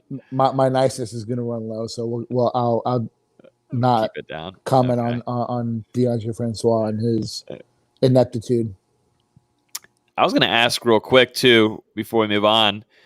That was pretty interesting. None of us mentioned Florida State's offensive line. When is the last time that's happened in the last 10 years? I wouldn't say 10 years, but I talked about it real quick. But is Florida State's offensive line a concern heading into fall camp, gentlemen? Until they show something, yes. I think they're 18th in the country last year in the running in terms of a running offense, and that was like a 80 position jump, and I think that's going to get better. I think better quarterback play helps that passing, the pass protection. So I think they're definitely going to get better in terms of giving the quarterback more time to throw. But I think with a better quarterback behind center. I think that's going to cut down on the sacks, which will in turn, that's going to help. It's going to help the offense. I think you're going to see some really solid progression with Robert Scott at one of the tackle spots. You get Love Taylor back. You really got to really like what Gibbons can do for the offense. What happens at the other tackle spot is up for grabs. Does Maurice Smith lock down center again?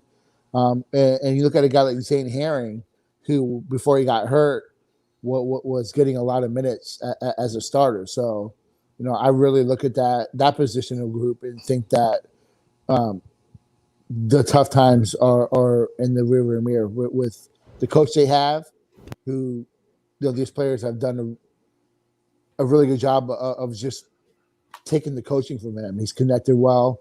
He's developing them, and his way of coaching is connected, and I think that you're going to continue to see improvements. To be the number 18, imagine Cam Akers and Dalvin Cook behind the 18th best running offense. That would have been ridiculous. Yeah, and we did see a ton of improvement as the season went along. We talked about it a lot throughout the podcast last year, just how much progress they were making. In pass protection, not only run blocking, but pass protection as well. Mm-hmm. Yeah. And that was without an off season with Atkins. Now they have a full off season, full summer camp, full fall camp, where they get to really dial in, strengthen up, learn the systems a little bit better. And, like Nate said, hopefully the tough times are behind us, but until they show us that they are, then, of course there's going to be concerns about them. I mean, I think they're going to be average this year, which is significantly better than what it's been. Definitely. Mm-hmm. Next year could be above average. And then with the talent they're bringing in this class and what they could possibly still add to the class, then we're talking about, all right, now we got now it's it. Turning. Now it's turning yeah. it where Yeah. average goes to above average. Now you got some athletes, some real players on top of some great coaching. That's when you're going to see that jump to the next level. Yeah. And I mean, the biggest thing for that offensive line is for Coach Atkins, that kind of job that he's going to have to do for this fall camp and figuring out, I think there's going to be a lot of different kind of schemes that he's going to run through on who fits where, but that's going to be a big time job for him and figuring out who fits where and the best. Nick's on here asking how much of that improvement was defenses sitting back because of Jordan Travis's run threat though last year. Yeah, that added to it, but you have to look at the story of Norvell. Is he's always had a really good run offense, even when he was at Arizona State as the offensive coordinator. That's one thing he's done well, and you can control a lot of games by being a really good run offense. And they have a quarterback in Milton that can push the ball down the field now, and we'll see what happens. I think this is something I agree with 125%. If you really think about it, if Florida State were to land 5-star Kevin Coleman, you're able to, we'll figure out what's going on with Destin Hill, but let's just say you're getting Destin Hill too. You've already got McLean. You've got Andrew Parchment. I'm missing one that I was just thinking. You've Brian got, of course, Robinson. Brian Robinson. You've also got a guy, maybe, Travis Hunter, that I think is he's pretty good, right? I think he's like one of the top. He's in the top 10 of one of the best players, right? Parchment won't be on the roster next year, though. Parchment No, I'm thinking Parchment's got another season. Is it Gibbons that there was something that just got? Yeah, Gibbons has two. Gibbons has two. Mm-hmm. But looking ahead, though, also Joshua Burrell. I mean, that whole wide receiver room is completely stacked. I mean, Coleman is that guy. He is that wide receiver. He's that wide receiver. Destin Hill is that wide receiver. You got to figure that shit out, how to get him into Tallahassee. Those two, man, woo. But yeah, Coleman is that guy. Coleman's that guy. 2 Ferraris and some Porsches around it, potentially. I'm excited to see McLean overall this upcoming year too. Mm-hmm. Let's jump into some basketball here. Dustin and Austin have been going at it in text, and we've been all nice to each other tonight. But Dustin, I get to say it right up here, right up front. We haven't been able to have Scotty on here. You're an idiot. Dustin's saying that Scotty Barnes is going to be a bust. Not so much of a fan. Thought it was a letdown. I think his time he's at Florida going to be a bust. I didn't say he's going to be a bust. He thinks he's going to be. That changes everything. No. You said before that he's going to be a bust. I think he's going to. No, I said I think. No, you said is thinking gonna really change much? To be fair, Dustin's exact words in the group chat were, "I just think Scotty's going to bust. I don't get the hype." What's the difference between? Dang! Austin's got the receipts. That's good. I said I think that's the truth. And I think you're a moron. So dang! We were going on such a good streak. That's not too nice. That wasn't nice, Austin. I don't care. We're gonna lose what's his name on here on YouTube. We've been supposedly too mean to each other, so that's why we're being nice. Anybody didn't get that, and Nate's gone now. But yeah, do you think Scotty is a top 5 pick? From what I've been told, I have talked with a lot of NBA people, a lot. Just talking where are these people going, talking to agents. Scotty's not falling past 6, which as of right now, the 6th pick belongs to the OKC Thunder. Toronto's done a ton of work on him at 4. Orlando's done a lot of work on him at 5. I wouldn't be surprised if someone trades up, like if he gets to 6 and someone convinces Orlando, hey, we'll give you this and this to come up against, or convinces OKC, we'll give you this and this to come up against Scotty. I could absolutely see it. I don't love his fits with any of those teams mentioned. Toronto, they've already got Pascal Siakam and OG Anunoby, 2 guys on the wing where Scotty's going to play in the NBA. He's not going to be a point guard in the NBA. I just don't think he's a good enough scorer for today's league. I think he's a perfect Draymond kind of guy where if he went to Golden State, learn from Draymond for a year or 2 and then take over that role for the next 10 years, I think he's got one of the best careers of anyone in this class. But if he goes to a Toronto where he's buried on a depth chart, or he goes to an Orlando where he's behind, John Isaac, Shumo Okiki, a lot of these guys just buried on the depth chart. They already have spacing issues. OKC's a really young team. So, I could see him going there and having success playing alongside Shai Gilgeous-Alexander. And Shai's had a lot of success playing off ball as well. I think that kind of stuff that could work out well if with their later picks. I think OKC has, what is it, like pick 17 and pick 21 or something like that. If they had some shooting with those picks, then yeah, it could work out. But to me, his best fits are 3 at Cleveland, which from what I've been told, they're going to take whoever's left of Jalen Green and Evan Mobley, and then 7 Golden State. To me, those are his 2 best fits, but I don't see him going either of those 2. It'll be one of the teams 4 through 6. You aren't wrong, Austin. I do think Golden State would absolutely be the best fit for him out of anybody on this list, because, I mean, to me, that makes, kind of his liability with outside shooting not as much of a concern whenever you've got Steph Curry and Klay Thompson next to you. And, I mean, that's the same thing that helps out Draymond Green. So, yeah, to me, I mean, it's really going to come down to where he goes. Like you said, Austin, there are some situations that are going to be worse for him and some situations that are going to be better. So hopefully he gets a good fit wherever he does end up. As long as he doesn't end up in Orlando. Yeah, I'm kind of the same way. I don't want him in Orlando right now. I mean, I think Golden State's really going for the home run, and I think they're going to try to trade those picks for like a Damian Lillard. I want to see him. I want to see him as a Celtic. Dang, Dustin, you're not going to sit there and be like, yes, that'd be awesome. I'd love him. No. For me, man, I'm not really into it like Austin is with the basketball into the NBA. I just hope he doesn't end up in Orlando, though. That's just not a good match. It's just because of the spacing issues they've had. It'd be the same thing if like New Orleans was to trade up. It'd be such a terrible fit with Zion and Brandon Ingram. Mm-hmm. It'd be such a terrible fit. Same thing with Sacramento. I just don't see that as that good of a fit. Really, I think Cleveland's a great fit. Like, I know a lot of people are like, oh God, Cleveland. But you've already got Minnesota. Nah, they don't have a pick. That's the thing, because that's the Warriors pick at 7. Yeah. I would love them in Cleveland if Cleveland decided, like, if they fell out of love with Jalen Green or something like that, and they trade down to 5. I would love to see him play on the wing next to Darius Garland and Colin Sexton, who both play like shooting guards but are built like point guards. You put in a guy like Scotty who plays like a point guard, but he's a power forward. I think it's a dream come true for that team. Gives them some defense, gives them some versatility, gives them some playmaking. I think it makes a ton of sense.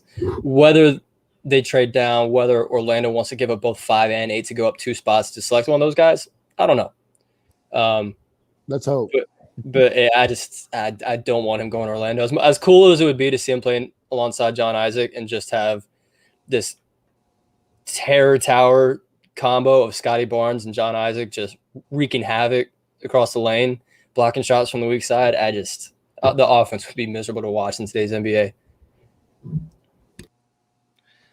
I would love him with the Warriors. I said that about Vassell, didn't I? Said that about Vassell. Yeah, I was hoping to get him. I think it was Patrick, maybe. He was good with either. Either would have been good fits with Golden State. I would have taken both. I just need really that drive to really watch NBA during the regular season, to be honest. And, maybe I just need a Nole. Dustin doesn't want a Nole whatsoever on his basketball team. But I've wanted so many. No, you don't get Scotty now. I didn't want Scotty. You won't be able to get him. I wanted so many other guys. I wanted Malik. I wanted Pat. I wanted Devin. No, you don't. I wanted Dwayne Bacon. I wanted Isaac. If anything, that should tell you something, that I wanted all those guys and I don't want Scotty. Tells you you're a moron. Oh, man. But get into some of these other guys. Obviously, Scotty is not the only guy in the draft. Raekwon Gray surprised a lot of fans when he decided to stay in the draft, sign an agent. He had a weird combine process where, he measured in at 17% body fat, but he still tested kind of well. Like, his athletic traits were still like on par with everyone else. The size is going to concern some people, but some other teams are going to go, he did this at this size. That's the guy we want. A couple teams I've been told to watch out for. New Orleans at 40 is, I think, the highest he would go. He spent a lot of time in San Antonio. And if you think back to those mid-2010s runs when they had Boris Diaw, Turk's a very similar player to Boris Diaw. Dustin will like this. Boston at 45. I would not hate that. Back a couple seasons ago, they tried to convince him to go to the draft so they could take him. as an undrafted free agent or late second round. So that's a team to keep an eye on. And then you go further down the list. I think Philadelphia at 50 makes a lot of sense. Get another playmaker there alongside Ben Simmons. New Orleans again at 53. I think any of those teams I would keep a strong eye on. Obviously, the second round's a crapshoot. Like, there's so many trades throughout the night. Yeah. Those will be the teams I'm watching out for. I was told by Florida State staff, Balša Koprivica could get a late second round grab because he's got a rare skill set for someone that's 7'1". His feet are so quick, his hands are so strong, and we saw how he progressed throughout the season. He's worked out with, I think, 6 teams in the last 2.5 weeks. I mean, he's been cross country. One team to really keep an eye on there is Charlotte. He was working out here last week, and they own book picks 56 and 57 at the end of the second round. That's the one situation I could see him going to. He worked out for the Lakers. If that happens, it's going to be an undrafted free agency spot. I think he worked out for Sacramento today or yesterday. Their only second round pick as of now is 39. That's another undrafted look. And then with MJ Walker, at this point, it's looking like he's going to go undrafted and get a 2-way contract, much like Trent Forrest did a year ago, which is not a bad way to go. You know, guys have made a career off of it. So, but that's what we're hearing as of now. You know, a week away from the draft. Obviously, we'll have more full coverage in the Discord and hopefully on this podcast next week. Yep. Saw MJ was in Brooklyn today working out. He's another guy that's just worked out everywhere. He's been OKC. He was in Charlotte at the same time as Balša. As you mentioned, Brooklyn. I'm trying to think of a couple other teams. He's worked out with like 9 or 10 teams. Wow. I think he worked out with Boston 2 weeks ago. He's been everywhere. Good for him. Appreciate the comment. Fiddle Griddle here with a comment on YouTube saying Austin is a sexy man. Appreciate that. Do you know who this person is, Austin? I'm assuming it's Chief Fiddle in the Discord. Maybe so. I just didn't know. That's my guess. I didn't know if it was one of the girls. I hope on it. Twitter. I hope it is. I hope so too. I'd be pulling for you, my man. If the show's starting to bring in the ladies on a 10:30 Thursday night show, we've officially really made it. You know, right, Nate. Wake up. Oatmeal's not ready yet. Up there. We go. My phone's at 4%, waiting for y'all assholes to hurry up. It looks like it's about to explode. It's off and on. The battery's about to explode. But yeah, I think that's practically about everything on here. I know we want to mention maybe really quickly 2022 offensive tackle Dachi Richardson, I believe, is committing on, oh God, I'm going to screw this up, August 2nd. I don't know. He's committing on Sunday. Yeah, the 25th, dude. That's close enough, right? No, it's not. It'd be nice. Remember that. We'll all be nice. He's committing December 27th, right around the corner. Well, crap. Well, he's committing Florida State. How do y'all feel about it? Quick kind of. Quick. I think it's a FSU Miami Kentucky battle, and feeling good about where FSU stands right now. Checking the Discord for more. A lot more. I think that he's a developmental talent that you take and you'll see him in 2 years. And then one last thing here, Florida State's holding a big-time recruiting event this weekend. Dustin, you've been all over it, updating the guys inside Patreon and /Discord. That list keeps growing, some kind of subtracting a little bit, but growing more every day a little bit, seems like. But you've got a big-time star coming in, your biggest recruiting talent with Travis Hunter coming this weekend too. Yeah, it doesn't matter. Hunter's there. Wrap it up. Next. It's over if Travis Hunter's there. Yeah, it's done. I mean, you got 4 5-star defensive backs that are going to be in Tallahassee this weekend. Travis Hunter, Sam McCall, Tony Mitchell, and Cormani McLean. So, yeah. And I mean, that's not it. You know, there's going to be a ton of talent there across the board. What are you doing over there, Logan? The top 2, I was doing the top 2 corners in the 2023 class will be in attendance this weekend. Yeah, make sure to say that. And also, High priority offensive tackle target Elijah Pritchett among the guys expected to be in attendance. And this is going to be another kind of social event for Florida State to continue building connections. And then there's also going to be some guys that go through workouts. I don't know if everybody in attendance is going to do it, but I know at least some guys will be working out inside Doak Campbell Stadium with the coaching staff. So should be an exciting Sunday. Absolutely. Love the competition. Got a lot of talent there. I'd love to see some clips. We might need to sneak over there. I'm actually in town for this one, D-Lou. Might have to do a little sneaking. Real quick. And you live in Tallahassee. Where else would you be? I was in Dallas for the last one. Go ahead, Nate, before your phone explodes. Yeah, before my phone dies. And so Florida State has the best football player in the last 5 years on campus. But you mentioned the the two corners that Florida State is sitting in a good position for. So yeah.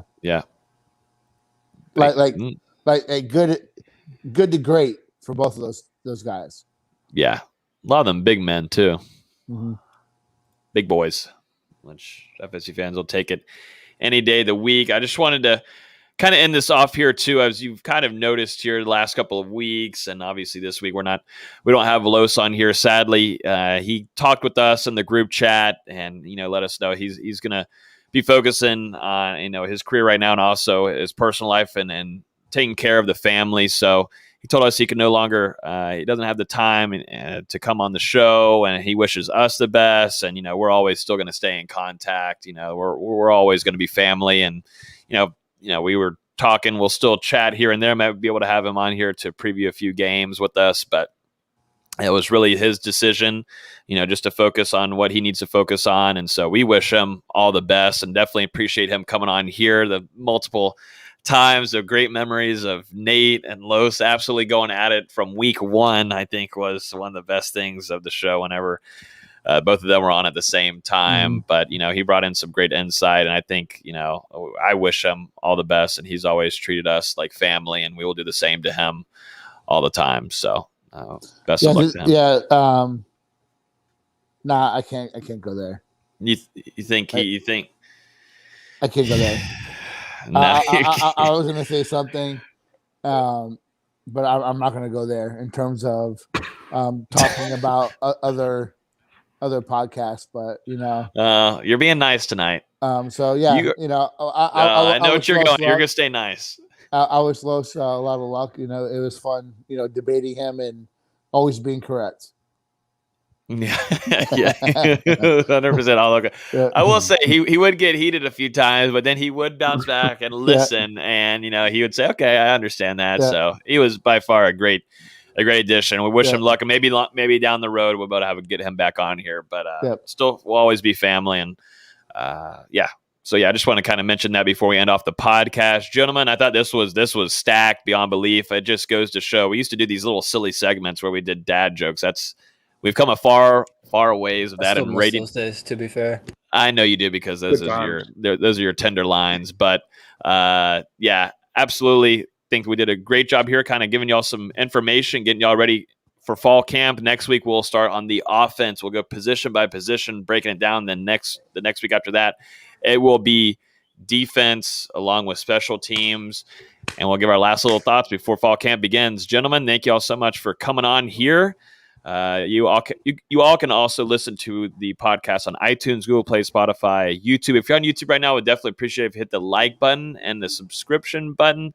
It's free to do. It's quick to do, and definitely helps support us trying to get that YouTube channel growing quite a bit. But I definitely appreciate all the support from you all. We will see you guys next week on Thursday at 8:30 p.m.